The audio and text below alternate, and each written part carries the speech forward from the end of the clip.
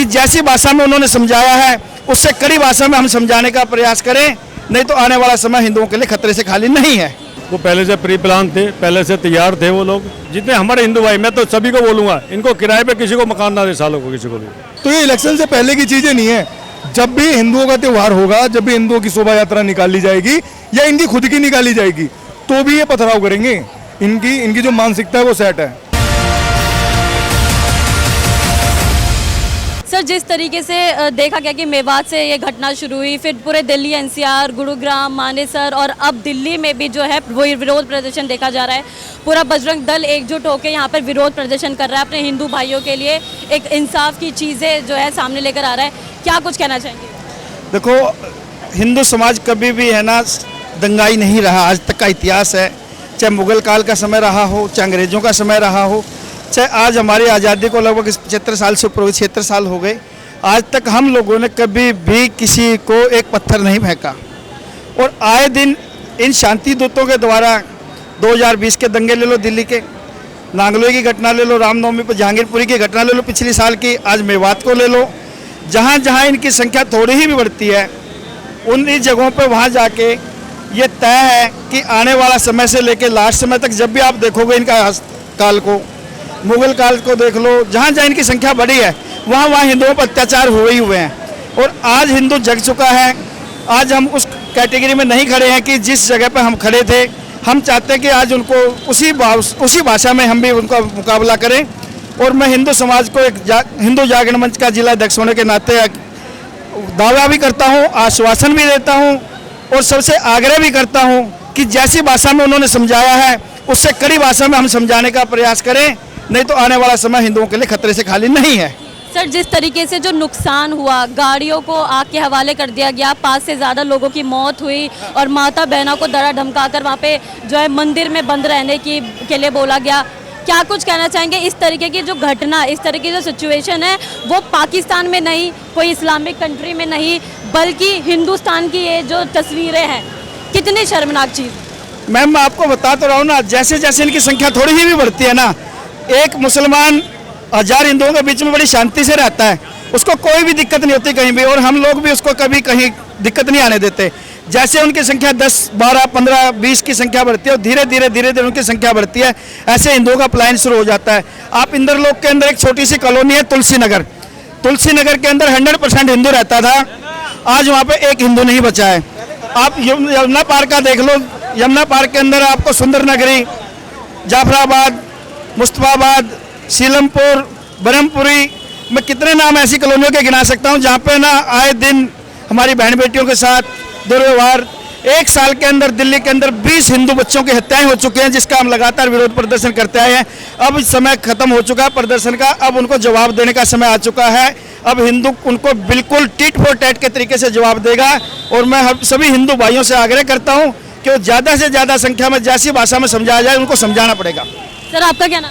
नीर सिंह वर्मा नाम है मेरा। सर, जैसे नू इलाके में और मेवात से जो तस्वीरें और जो घटना जो सांप्रदायिक हिंसे भड़के हैं, तो वाकई ये कहना इसमें मतलब क्या कहना चाहिए कि जो हिंदुस्तान में हिंदू कितना सेफ है? हिंदुस्तान में हिंदू तो सेफ का कोई दिक्कत तो नहीं है, लेकिन हिंदू लोग आगे बढ़ना नहीं चाह रहा है। जिस दिन एक आदमी आंख उठा के खड़ा हो जाएगा उन तरफ वो सारे भागते मिलेंगे लोग। जिस तरीके से लोग घायल हुए, हिंदू लोग कितने ज़्यादा लोग घायल हुए हैं, किसी के कान पे चोट आई है, किसी को मतलब 5 से ज़्यादा वहाँ पे मौतें हो चुकी हैं, गाड़ियों को जो है आग के हवाले कर दिया गया है। इस तरीके की सिचुएशन क्यों पैदा हो जाती है जब कोई भी इलेक्शंस आने वाले होते हैं? देखो, इस चीज़ के लिए उन लोगों ने तो अपने जैसे पहले गुरेला युद्ध चलता था उसी तरह से उन्होंने वार किया वहाँ पे। वो पहले से प्री प्लान थे, पहले से तैयार थे वो लोग, और इसीलिए उन लोगों ने ये सब बदमाशियाँ की है। पहले भी देखो सब हिंदू और मुसलमान सब रहते थे, लेकिन मुसलमानों के लिए एक अलग सेपरेट कॉलोनी होती थी। आज की डेट में क्या वो सब हिंदुओं के बीच में घुसते जा रहे हैं लोग। सबसे पहले तो इनको सबको अलग किया जाए, जैसे पहले सिस्टम चला वो सिस्टम में आना चाहिए। और इनको अब जितने हमारे हिंदू भाई, मैं तो सभी को बोलूँगा, इनको किराए पे किसी को मकान ना दे सालों को, किसी को भी, और ना ही किसी को अपने यहाँ पे कोई ज़मीन बेचे। लोग हमारे हिंदू भाई तो सबसे ज़्यादा कदर मचा रखा है। वो थोड़े से लालच के चक्कर में इनको मकान भी देते हैं, दुकान भी देते हैं, सिर्फ अपने फ़ायदे के लिए कर रहे हैं, लेकिन उनको पता नहीं है आगे आने वाले टाइम में इनको कितनी बड़ी मुसीबत से झेलना पड़ेगा इनको। सर, आपका क्या नाम है? मेरा नाम सुधांशु है। सर, जिस तरीके से जो मेवात की घटना है उसमें साफ तौर पे देखा गया है कि हिंदुस्तान में होके हम भगवा यात्रा नहीं निकाल पा रहे हैं, शोभा यात्रा जो है अपने भगवान शिव की आराधना नहीं कर पा रहे हैं वहाँ के लोग। इतना जो डर का माहौल वहाँ पे क्रिएट करा हुआ है, क्या कुछ कहना चाहिए?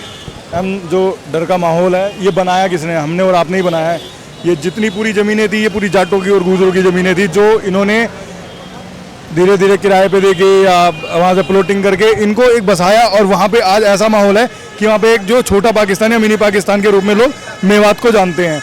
मेवात के अंदर जो ये घटना हुई है ये प्री प्लान थी, सबको पता है, आपको पता है और मेरे को भी पता है, ठीक है ना। और जिस तरह पे वहाँ पे गाड़ियों को जलाया गया है, जिस तरह वहाँ लोगों को घायल किया गया है, जिस तरह से मंदिर में जल नहीं चढ़ाने दिया गया, वो एक बहुत ही अहिंसात्मक था और बहुत ही गलत था।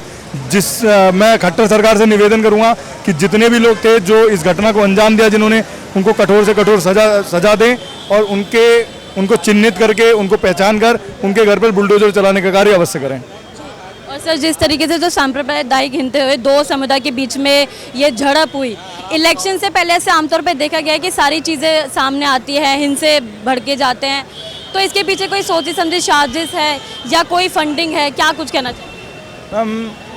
मैं ये नहीं कहूँगा इलेक्शन से पहले ही ये चीज़ें होती हैं। आपने अभी कुछ दिन पहले ही एक वो देखा होगा कि जहांगीरपुरी में जब एक हिंदुओं द्वारा भगवान हनुमान जी की एक जो रैली निकाली जा रही थी तो उसमें भी पथराव हुआ था। रामनवमी वाले दिन भी रैलियों पे पथराव, शोभा यात्रा पे पथराव किया गया।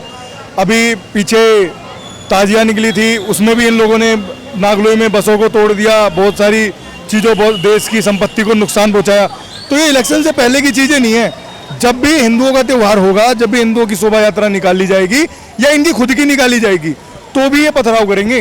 इनकी जो मानसिकता है वो सेट है कि करना उपद्रव या कुछ भी हो जाए, चाहे मेरी निकले चाहे उनकी निकले। सर, ऐसा देखा गया है कि जिस तरीके से हथियार इन पे मिले हैं, दूसरे, अगर मैं बात नहीं करना चाहूँगी किसी की, एक समुदाय की, जिस तरीके से हथियार ऐसे मिले हैं कि आमतौर पर किसी के घर में नहीं पाए जाते, तो ये कैसे आप कह सकते हैं कि साजिश है, कोई फंडिंग है? क्योंकि आमतौर पे जो हथियार हैं, गोलियां चली हैं, वो किसी के आमतौर पे घर पे नहीं पाई जाती हैं, तो इस पर आपका क्या कहना है? हम देखो, गोलियां जो आप सब जानते हैं कि गोलियां इनके सबके पास होती हैं, ऑलरेडी सब चीज़ें रखते हैं, अवैध चीज़ें हैं ये गोलियां, क्योंकि देखो इनका एक लाइसेंस होता है सरकार द्वारा। तो इतनी हिम्मत कहाँ से आती है इन लोगों को? हिम्मत की क्या जरूरत है? आप लाओ हथियार रख लो, खुद के घर में रख लो, क्योंकि इनके घर में कभी भी, मतलब मेवात में कभी भी किसी सरकार का प्रबंधन नहीं रहा है।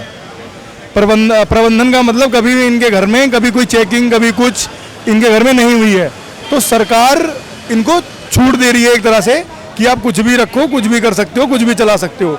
मैं इसीलिए बार बार यही कह रहा हूँ कि हरियाणा सरकार खट्टर जी से, अनिल विज जी से निवेदन करता हूँ कि पहले मेवात पे प्रबंधन किया जाए, उनके घरों में चेक किया जाए, उनको एक सही रूप से उनके घरों को बनाया जाए कि मतलब भाई इनके घर में कितने, इनका घर कितना हथियार लैस है, उस चीज़ को देखा जाए कि कोई खतरनाक हथियार तो नहीं है इनके घर में, तब जाके वहाँ पे कोई चीज़ सुनिश्चित हो सकती है।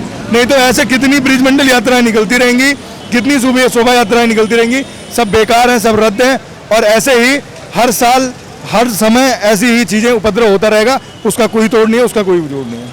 तो जैसे आपने देखा यहाँ पर जो पूरा बजरंग दल था एकजुट होकर बस यही मांग कर रहा है कि मेवात में जिस तरह की जो घटना और जो तस्वीरें सामने आ रही है उस पर जल्द से जल्द काबू पाया जाए। हालांकि पूरी पुलिस फोर्स वहाँ पर लगी हुई है और ये जो सांप्रदायिक हिंसे जो मेवात से शुरू किए गए थे और वो अब पूरे दिल्ली एनसीआर में, गुड़गांव में हर जगह लगाए दिए हैं। हालांकि धारा 144 भी कई जगह पर लगा दिए, इंटरनेट सेवाएँ बंद कर दी गई है ताकि ये सब चीज़ें जो हैं और ना बढ़ती जाएँ।